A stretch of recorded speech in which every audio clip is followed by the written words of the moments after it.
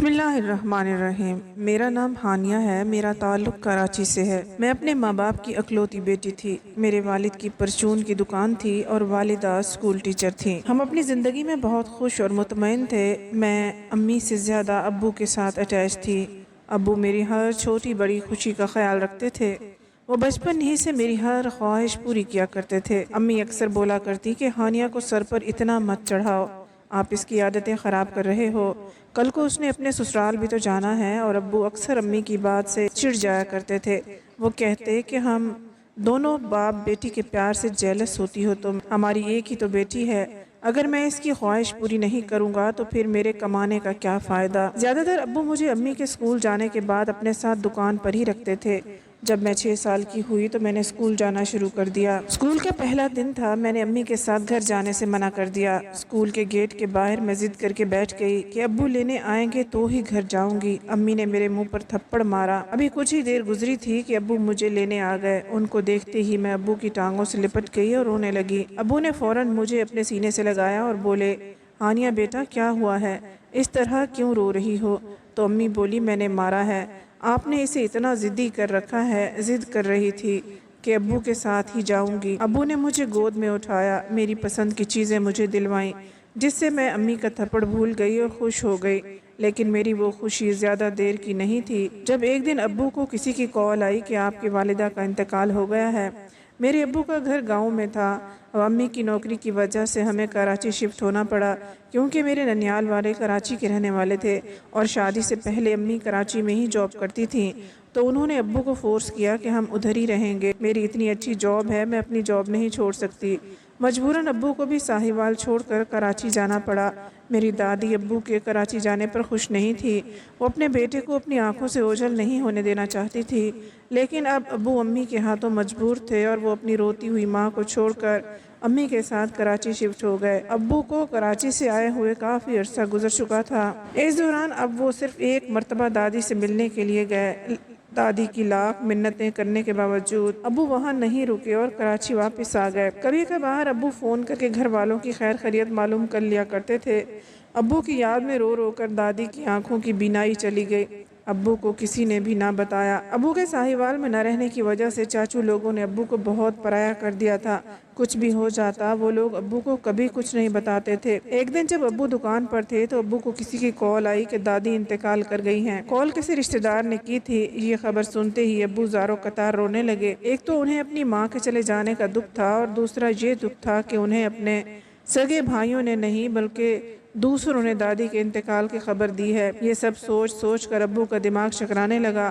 وہ جلدی سے ساہیوال جانے کے لیے تیار ہو گئے۔ انہیں کیا پتا تھا کہ یہ سفر ان کی زندگی کا آخری سفر ہوگا۔ ابو نے امی کو ساتھ چلنے کو کہا تو امی نے صاف انکار کر دیا، کیونکہ شروع سے ہی امی کی دادی سے نہیں بنتی تھی۔ میں ابو کے ساہیوال جانے پر بہت اداس تھی، کیونکہ میں کبھی بھی اپنے ابو کے بغیر نہیں رہی تھی۔ اب وہ مجھے پیار کرتے ہوئے بولے، ہانیہ بیٹا میں جلد آ جاؤں گا۔ مجھے آج بھی ابو کا وہ چہرہ یاد ہے۔ اچھا، انہوں نے گھر کے دروازے سے نکلتے ہوئے مڑ کر میری طرف دیکھا تھا۔ ابو ساہیوال گئے ہوئے تھے۔ ابھی صرف 3 دن ہوئے تھے جب چاچو کی کال آئی۔ وہ بولے کہ بھائی اب اس دنیا میں نہیں رہے۔ یہ سننے کے بعد امی تو جیسے سکتے میں آ گئی تھی۔ میں نے بہت مشکل فیملی کو سنبھالا۔ امی نے فون کر کے ماموں کو بتایا تو انہوں نے ہمارے جانے کے لیے ٹرین کی ٹکٹ بک کروا دی۔ ہمارا سارا سفر روتے ہوئے گزرا۔ جب ہم دادی کے گھر پہنچے تو ابو کی میت دیکھ کر ہم ماں بیٹی پر غم کے پہاڑ ٹوٹ گئے۔ میرے لیے ایک غم کے بعد یہ دوسرا غم تھا۔ پہلے میں نے اپنی دادی کو کھویا جن کا پیار میں نے کبھی دیکھا ہی نہیں تھا، اور ابو کا غم جس نے ہمیں نٹھال کر دیا تھا۔ ہم 3 دن وہاں رہنے کے بعد واپس گھر آ گئے۔ کسی نے بھی ہمیں وہاں رکنے کے لیے نہیں کہا تھا۔ اب ابو کے چلے جانے کے بعد ہماری زندگی بہت بدل گئی تھی۔ ابو کے چلے جانے کے بعد امی نہ صرف اسکول پڑھاتی بلکہ گھر میں بچوں کو ٹیوشن بھی دیا کرتی تھی، جس سے ہمارا گزر بسر ہو رہا تھا۔ ابو کے ہوتے ہوئے امی کو کسی بات کی کوئی ٹینشن نہیں تھی، لیکن اب ساری ذمہ داری امی پر آن پڑی تھی۔ ایک دن میں اور امی اسکول سے واپس آ رہے تھے تو گلی کے نکڑ پر ہمیں مالک مکان ملا۔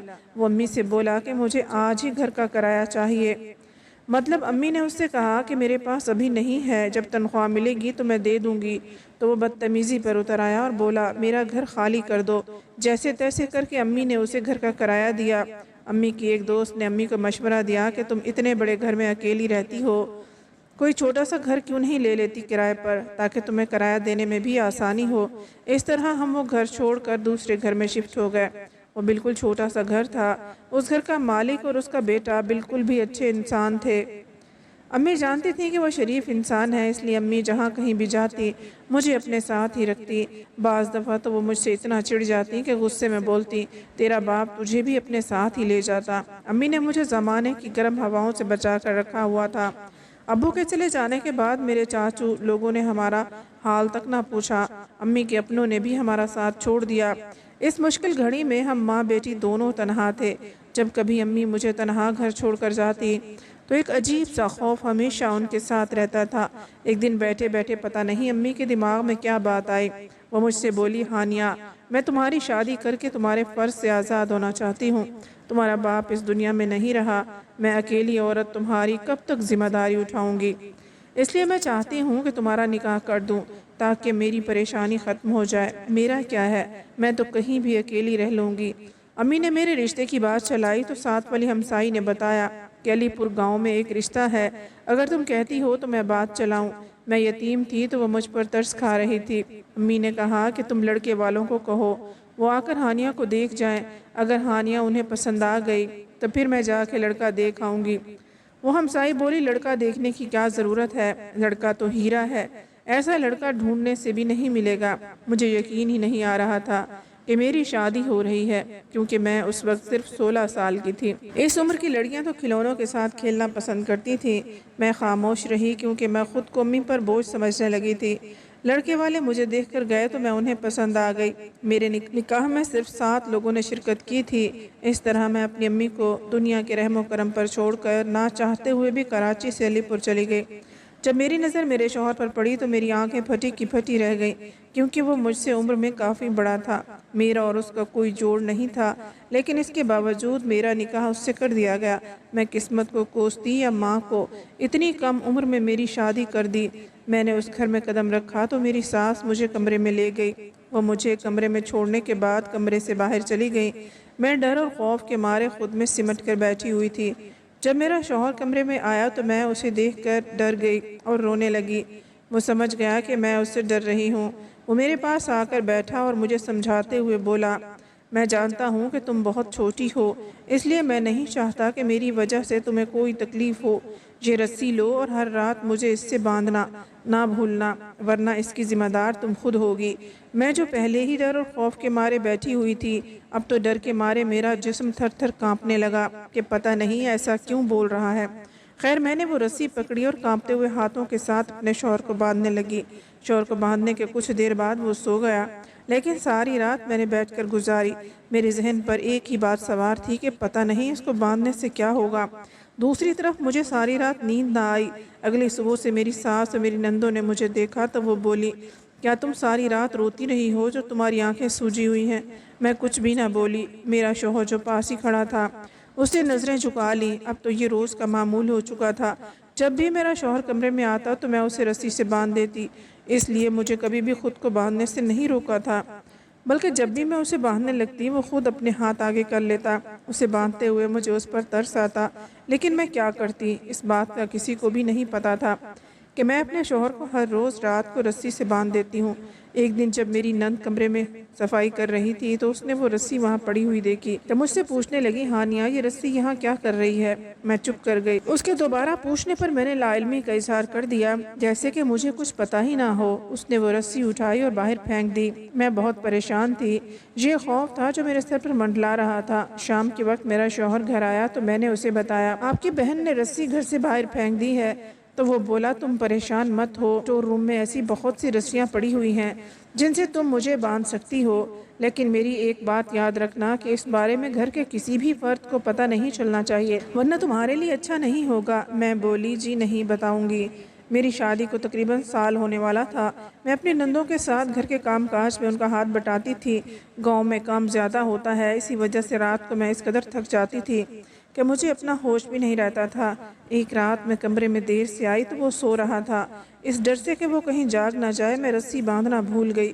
بستر پہ لیٹتے ہی میں نیند کی وادیوں میں چلی گئی۔ میرے ذہن و گمان میں بھی نہیں تھا کہ رسی نہ باندھنے کی کتنی بڑی سزا مجھے چکانی پڑے گی۔ میں آرام اور سکون کی نیند سو رہی تھی، جب رات کو تقریباً 2 بجے کا ٹائم تھا تو مجھے اپنی گردن پر کسی کے ہاتھوں کا دباؤ محسوس ہوا۔ میں نے جلدی سے آنکھیں کھولی اور اٹھنے کی کوشش کی، لیکن ہاتھوں کی گرفت اس قدر مضبوط تھی کہ میں اٹھ نہ سکی۔ میں بے یقینی سے اس شخص کی طرف دیکھ رہی تھی جو میرا ہمسفر تھا، لیکن میری جان کا دشمن بنا ہوا تھا۔ میں نے خود کو اس کے ہاتھوں سے آزاد کروانے کی بہت کوشش کی، لیکن میں ناکام رہی۔ اس کی طرف دیکھ کر جیسے محسوس ہوتا تھا جیسے اس نے کوئی نشہ آور چیز کھائی ہو۔ کچھ دیر بعد اس نے خود سے مجھے اپنی گرفت سے آزاد کر دیا اور آنکھیں بند کر کے سو گیا۔ میں ایک طرف بیٹھی کتنی ہی دیر روتی رہی، مجھے پتہ ہی نہ چلا کب صبح ہو گئی۔ میں کمرے سے باہر نکلی تو میری ساس میری طرف دیکھ کر بولی، ہانیہ بیٹا تمہاری طبیعت مجھے ٹھیک نہیں لگ رہی۔ ان کے اتنا کہنے پر میری آنکھوں سے آنسو روا ہو گئے۔ میں نہ چاہتے ہوئے بھی اپنے آنسو کو روک نہ پائی۔ انہوں نے مجھے اپنے پاس بٹھایا اور بولی، اب بتاؤ کیا بات ہے؟ کیا کسی نے کچھ کہا ہے یا کسی کی کوئی بات بری لگی ہے؟ بتاؤ مجھے۔ میں نے ان کو بتایا کہ ان کے بیٹے نے میرے ساتھ کیا کیا ہے۔ وہ مجھے جان سے مارنے پر تلا ہوا تھا۔ یہ سب سننے کے بعد میری ساس بہت پریشان ہو گئی۔ میری ساس بولی، تم فکر نہ کرو، میں اس سے بات کروں گی کہ اس نے کیوں یہ حرکت کی ہے۔ میں نے کہا، نہیں ماں جی، آپ ان سے بات نہیں کریں گی، مجھے بہت ڈر لگتا ہے۔ اگر انہیں غصہ آ گیا تو وہ واقعی مجھے نہیں چھوڑیں گے، میں خود ہی ان سے بات کروں گی۔ لیکن رات کو جب وسیم کمرے میں آئے، میں نے ان سے پوچھنے کی ہمت ہی نہ ہوئی۔ کمرے میں آتے ہی میں نے انہیں رسی سے باندھا۔ ان کا رویہ میرے ساتھ ایسا تھا جیسے کوئی بات ہی نہ ہوئی ہو۔ میں حیران تھی، یہ شخص اتنا نارمل کیسے ہو سکتا ہے جبکہ اس نے رات کو میری جان لینے کی کوشش کی۔ میں سمجھ نہیں پا رہی تھی کہ یہ سب کیا ہو رہا ہے۔ آخر کیوں میرا شوہر مجھے خود مارنے کے لیے کہتا ہے؟ اسی کشمکش میں مجھے پتہ ہی نہ چلا کہ کب میری آنکھ لگ گئی۔ جب صبح آنکھ کھلی تو میرا شوہر اپنی جگہ بے خبر سو رہا تھا۔ جب میں رسی کھولنے کے لیے اس کے پاس گئی، میرے ہاتھ رک گئے۔ میں بے ساختہ اس کی طرف دیکھنے لگی۔ اس کے چہرے پر بہت معصومیت تھی۔ میں سوچنے لگی، یہ انسان کسی کی جان کیسے لے سکتا ہے جو اتنا معصوم ہے؟ ضرور کوئی اور بات ہے جو میں سمجھ نہیں پا رہی۔ اتنی دیر میں میرے شوہر کی آنکھ کھل گئی۔ وہ مجھے اپنے قریب دیکھ کر مسکرایا اور بولا، لگتا ہے آج میری چھوٹی سی بیوی کو مجھ پر پیار آ رہا ہے، جو میری طرف اتنے پیار سے دیکھ رہی ہے۔ میں ایک دم سے اٹھ کھڑی ہو گئی تو وہ بڑے پیار سے مجھے اپنے قریب کرتے ہوئے بولا، کیا بات ہے؟ تم کچھ دنوں سے مجھے پریشان لگ رہی ہو، کیا گھر میں کوئی بات ہوئی ہے؟ دیکھو اب تم میری ذمہ داری ہو، جو بھی بات ہو مجھ سے کیا کرو، اداس مت رہا کرو۔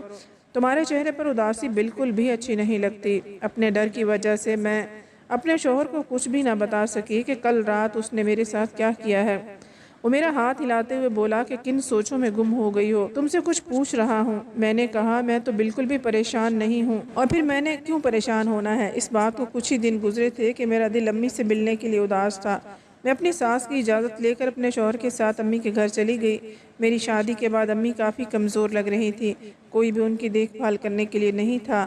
خیر ہم ایک رات کے لیے وہاں گئے تھے۔ میں نے کھانا وغیرہ بنایا۔ کھانا کھانے کے بعد میرے شوہر سونے کے لیے کمرے میں چلا گیا۔ میں نے جلدی سے سارے برتن سمیٹے اور کچن میں دھونے کے لیے بیٹھ گئی۔ کچن کا کام کرتے ہوئے مجھے کافی وقت لگ گیا کہ جس سے فارغ ہو کر میں امی کے پاس جا کر بیٹھی تاکہ ان سے اپنے دل کی بات کر سکوں، کیونکہ ایک ماں اپنی بیٹی کی سب سے اچھی دوست ہوتی ہے۔ اچھا، میرے سارا واقعہ اپنی امی کو بتایا تو وہ سن کر بہت پریشان ہوئی اور بولی، ہانیہ میں تمہاری ساس سے بات کروں گی۔ میں نے امی کو منع کر دیا کہ وہ تو خود پریشان ہے کہ میرے شوہر نے ایسا کیوں کیا، آخر اس کی کیا وجہ ہے۔ میں امی پر کمبل دیتی ہوئی بولی، اچھا امی اب آپ سو جائیں، میں بھی سونے جا رہی ہوں۔ جب کمرے میں گئی تو کمرے کی پوری حالت بگڑی ہوئی تھی، کوئی چیز بھی ایک ٹھکانے پر موجود نہیں تھی۔ یہ دیکھ کر میری آنکھیں پٹی کی پٹی رہ گئیں اور مجھے حیرت کا شدید جھٹکا لگا۔ میرا شوہر ہر چیز اٹھا کر زمین پر پھینک رہا تھا اور میں بت بنی اس کی جانب دیکھے جا رہی تھی۔ میری سمجھ سے باہر تھا کہ وہ یہ سب کیا کر رہا ہے۔ جب اس کی نظر مجھ پر پڑی تو وہ میری طرف لپکا۔ میں وہاں سے بھاگتے ہوئے کمرے میں گئی، اندر سے دروازہ لاک کر دیا۔ امی جو سو رہی تھی ایک دم سے اٹھ کر بیٹھ گئی اور بولی، ہانیہ بیٹا کیا ہوا ہے؟ میں اس قدر سہمی ہوئی تھی کہ میرے منہ سے الفاظ نہیں نکل رہے تھے۔ کافی دیر میں دروازے کے آگے کھڑی رہی لیکن کسی نے بھی دروازہ نہ کھٹکھٹایا۔ آدھی رات کے بعد میں نے دروازہ کھولا تو وہ چارپائی پر سویا ہوا تھا۔ مجھے اسے اس قدر خوف آ رہا تھا کہ میں نے پھر سے دروازہ بند کر دیا۔ وہ رات میں نے دروازے کے ساتھ ٹیک لگا کر اور بیٹھ کر گزاری۔ صبح ہوتے ہی میں نے امی سے اجازت لی اور اپنے سسرال اپنے شوہر کے ساتھ آ گئی۔ پھر سے وہی صورتحال تھی۔ اس کا رویہ میرے ساتھ ایسا تھا جیسے گزشتہ رات کچھ ہوا ہی نہ ہو۔ میں اس قدر پریشان تھی کہ مجھے کچھ سمجھ نہیں آ رہا تھا کہ میں کس سے اپنے دل کا حال بتاؤں کہ میرے ساتھ کیا گزر رہی ہے۔ میں نے ہمت کر کے اپنی ساس سے بات کی کہ کیا آپ کا بیٹا شادی سے پہلے بھی ایسی حرکتیں کرتا تھا جیسے کہ اب کرتا ہے؟ وہ کہنے لگی، بیٹی جہاں تک مجھے یاد ہے اس نے کبھی کسی کے ساتھ ایسی حرکت نہیں کی۔ میرا بیٹا کسی کی جان لینے کے بارے میں سوچ بھی نہیں سکتا۔ میں تو خود پریشان ہوں کہ وہ ایسا کیوں کرتا ہے۔ ماں جی کیوں نہ انہیں کسی ڈاکٹر کے پاس لے جائیں، شاید ہمیں پتہ چل سکے کہ وہ یہ سب کیوں کرتے ہیں، یا ان کو کوئی دماغی مسئلہ ہے یا کوئی اور وجہ ہے۔ ابھی ہم یہ باتیں کر ہی رہے تھے کہ اتنے میں میرا شوہر میرے سر پر آن کھڑا ہوا اور بولا، کس کے دماغ کے مسئلے کی بات کر رہے ہو؟ اتنا سننے کی دیر تھی کہ میرا رنگ فک ہو گیا۔ اگر میرے شوہر نے میری باتیں سنی تو وہ مجھے نہیں چھوڑے گا۔ یہ تو خدا کا شکر ہے کہ میری ساس نے ٹال مٹول کر دی، ورنہ پتہ نہیں اس دن کیا ہوتا۔ دہشت کے مارے میرے ہاتھ پاؤں کانپ رہے تھے۔ میں جلدی سے اٹھ کر کمرے میں چلی گئی۔ رات ہوئی۔ سارے کام نپٹانے کے بعد میں کمرے میں آئی تو میرا شوہر بے چینی سے ٹہل رہا تھا۔ مجھے دیکھ کر وہ ایک دم رک گیا۔ میں آہستہ آہستہ قدم اٹھاتی جب اس کے قریب گئی تو وہ مجھ سے بولا، ہانیہ مجھے نیند آ رہی ہے، جلدی سے رسی لاؤ اور مجھے باندھ دو۔ میں اسے باندھنے کے بعد اپنی ساس کے کمرے میں گئی۔ میری ساس خود اپنے بیٹے کی وجہ سے بہت پریشان تھی۔ ان کی بھی سمجھ میں نہیں آ رہا تھا کہ وہ یہ سب کیوں کر رہا ہے اور پھر کر کے بھول بھی جاتا ہے۔ میں اپنی ساس سے بولی، ماں جی کیوں نہ وسیم کو شہر کے کسی اچھے ڈاکٹر کے پاس لے جائیں، ہو سکتا ہے کہ اسے کوئی بیماری ہو جو علاج کروانے سے ٹھیک ہو جائے۔ وہ بولی، ہانیہ بیٹا ٹھیک ہے، میں وسیم سے بات کروں گی، بہت جلد ہم وسیم کا چیک اپ کروانے کے بعد شہر جائیں گے۔ ماں جی کے ایسے کہنے پر مجھے بہت سکون سا محسوس ہوا۔ میری ساس بہت اچھی تھی، انہوں نے کبھی بھی میری کوئی بات نہیں ٹالی تھی۔